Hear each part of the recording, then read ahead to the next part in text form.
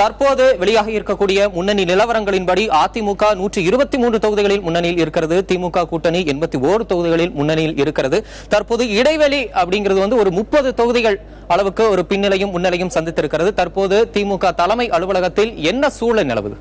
ஆரம்பத்தில் திமுக முன்னிலையில் இருந்தாலும் சற்று பின்னடைவாகவே தற்பொழுது காணப்பட்டு வருவதால் இருந்த போதிலும் திமுக தலைமை அலுவலகமான அண்ணா அறிவாலயத்தில் திமுக தொண்டர்கள் மிக உற்சாகத்தோடு தான் தற்பொழுது காணப்பட்டு வருகிறார்கள். தபால் ஓட்டிலிருந்து அவர்கள் முன்னிலை வகித்திருந்ததனால் அவர்களுடைய உற்சாகம் சற்றும் குறையாமல் தான் இங்கே காணப்படுகிறது. தற்போது நம்மிடையே ஒரு திமுக தொண்டர் இருக்கிற கேட்போம். இப்போ அதிமுக அவர்களுக்கு முன்னிலை இருக்கு, திமுக ரொம்ப பின்னடைவடையாத ஒரு சரிசமமான ஒரு முன்னிலை தான் பெற்று வருது. அதை பத்தி நீங்க என்ன நினைக்கிறீங்க சார்? பின்னடைவா இருக்குதுன்னு யாரும் சொல்ல முடியாது சார்.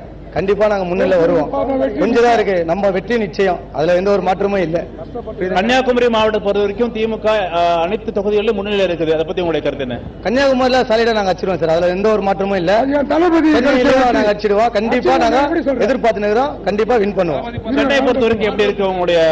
கண்டிப்பா வருவோம் சார், எல்லாத்திலயும். எத்தனை தொகுதியில வருவீங்க? கண்டிப்பா ஒரு 14 வருவோம் சார். கண்டிப்பா கண்டிப்பா வருவோம் சார். சென்னை நீங்க என்ன சொல்றீங்க? சென்னையை பொறுத்த வரைக்கும் 1000 விளக்குல கூக்கம் செல்வன் கழிச்சிருவார். அதே மாதிரி டோட்டலா எல்லாமே நாங்க தான் கழிப்போம். ஜெயலலிதா தொகுதியில ஜெயலலிதா ஒரு வாக்குக்கு 5000 10,000 மூக்குத்தி கொடன்னு கொடுத்திருக்காங்க. ஆகையினால அந்த நிலவரத்தை சொல்ல முடியாது. ஒரு கால் பணநாயகத்தை ஜனநாயகம் வென்றாலும் வெல்லலாம். டோட்டலா சென்னையை வெற்றி பெறும். இந்த வெற்றி எங்களுக்கு கிடைச்ச வெற்றி கிடையாது, எங்க தளபதிக்கு கிடைச்ச வெற்றி. ஓகே, இந்த தேர்தலை பொறுத்த வரைக்கும் திமுக பொருளாளர் ஸ்டாலின் எந்த அளவுக்கு ஒரு கடின உழைப்போடு ஈடுபட்டிருக்காருன்றது நீங்க சொல்றது தெரியுது.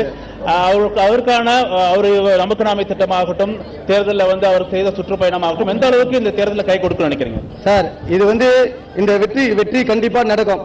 அந்த வெற்றிக்கு காரணம், முழு காரணம் யாருக்கிட்ட தளபதி தான் சார். அதுல எந்த ஒரு மாற்றம் இல்ல. அவர் கடின உழைப்புக்கு கண்டிப்பா வெற்றி நிச்சயம், கண்டிப்பா வெற்றி நிச்சயம்.